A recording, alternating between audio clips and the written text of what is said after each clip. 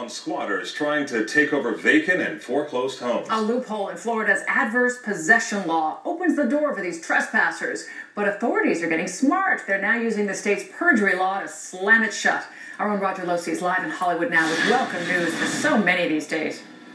That's right, Laura. You know, right now the law gives the property appraiser no authority to reject or even confirm when a person makes a claim of adverse possession. And basically, all they got to do is properly fill out the forms, and they get it.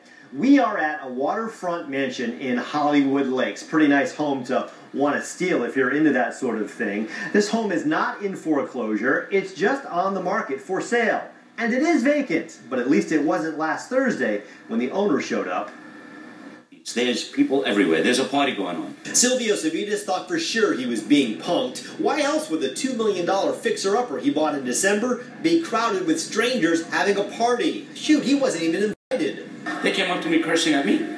Who the F are you, they say. I said, am I hearing this right? Am I at the right house? Is this that? This is the house. I lost it. At that point, I went blank. It happened last Thursday. The strangers had taken down the realtor sign, broke open the back gate, and were living in his waterfront mansion. When Hollywood police showed up, the squatters produced some legal papers showing that they own the place. Yes, they did. They had paperwork from court saying that they're allowed to be here. But you know that wasn't true. Now, I mean, at the moment, I just was in shock. These people had more right than we did. We weren't allowed on the premises while they were here. It's the latest case of trespassers using Florida's archaic adverse possession law to basically steal vacant homes. Actually, last week, 3 guys tried to kick these people out of their house at gunpoint. They're trying to throw people out of their own homes. That's not going to happen. Ron Cacciatore heads up the Broward Property Appraiser's investigative unit and says his office has recently been flooded with adverse possession cases. There were only 30 filings in all of 2012. This year so far, there have been 36. Cacciatore says his office is now going after the people who try to pull this stunt for lying,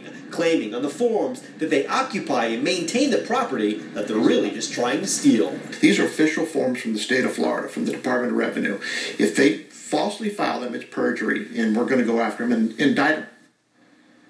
Well, the property appraiser hopes that the threat of perjury charges will turn out to be a deterrent for people who try to make these bogus claims of adverse possession. In the meantime, we can tell you that the governor is expected to sign a bill that was passed by both houses of the legislature that would actually require a person to provide a signed tax receipt, property tax receipt, before their claim of adverse possession is granted.